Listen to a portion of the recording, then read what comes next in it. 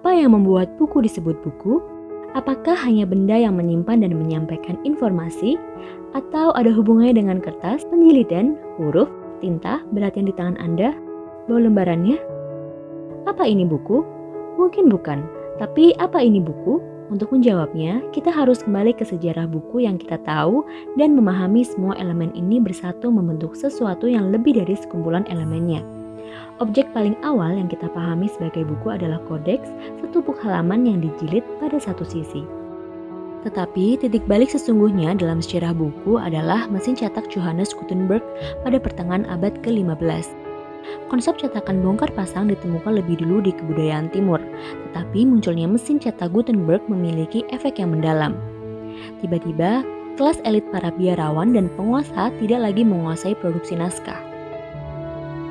Pesan bisa tersebar lebih mudah dan salinan bisa diproduksi terus-menerus sehingga rumah percetakan muncul di seluruh Eropa.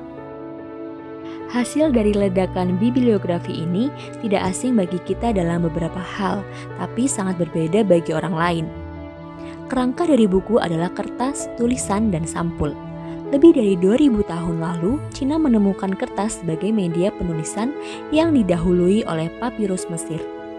Namun sampai abad ke-16, bangsa Eropa banyak menulis di lembaran kayu tipis dan perkamen yang tahan lama terbuat dari bentangan kulit binatang. Akhirnya, popularitas kertas tersebar di seluruh Eropa, menggantikan perkamen untuk mayoritas cetakan karena lebih murah dalam jumlah besar. Tinta dibuat dengan mencampur tumbuhan organik dan hewan yang mati dengan air atau anggur. Tapi karena air tidak menempel pada metal, kebutuhan percetakan menuntut perubahan ke tinta berbahan dasar minyak. Cetakan memakai tinta hitam dan dibuat dari campuran jelaga lampu, minyak tusam, dan minyak kenari. Bagaimana dengan besar dan jenis huruf? Jenis cetakan huruf dari plat cetak bongkar pasang mula-mula berhuruf terbalik dan tercetak di ujung sisi timah cetak. Cetakan dibuat dengan tangan dan harganya mahal. Desainnya berbeda-beda sesuai dengan orang yang mengukir cetakannya. Standarisasi tidak memungkinkan sampai adanya produksi massal dan pembuatan sistem pengolah kata yang dapat diperoleh dengan mudah.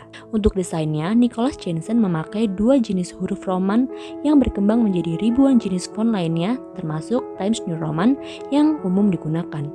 Harus ada yang menyatukan semua ini, dan sampai akhir abad ke-15, sampul buku terbuat dari kayu atau secari kertas yang ditempel bersama. Bahan sampul buku ini akhirnya diganti serat tali yang awalnya digunakan untuk jilidan berkualitas tinggi di akhir abad ke-17, tetapi kemudian dijadikan pilihan karena harganya lebih murah. Dan sementara ilustrasi sampul buku hari ini dijadikan alat promosi. Desain sampul buku pada awalnya dibuat sesuai pesanan. Bahkan punggung buku memiliki sejarah. Awalnya punggung buku tidak dianggap penting secara estetika berbentuk datar, bukan bulat. Bentuknya yang datar membuat buku-buku lebih mudah dibaca dengan membuatnya lebih mudah diletakkan di atas meja. Tetapi punggung buku ini mudah rusak karena tekanan dari penggunaan normal. Bentuk yang bulat menjadi solusinya. Walaupun ada masalah baru yang muncul seperti buku yang tiba-tiba menutup dengan sendirinya, tetapi fleksibilitas jauh lebih penting, khususnya untuk pembaca yang sangat sibuk. Seiring berkembangnya buku dan kita menggantikan cetakan berjilid dengan layar datar dan tinta elektronik, apa objek dan file ini benar-benar buku? Apa tekstur sampul halaman atau bau kertas menambah pengalaman penting dalam membaca buku? Atau apakah sihirnya hanya hidup dalam kata-kata tanpa mempedulikan penampilannya?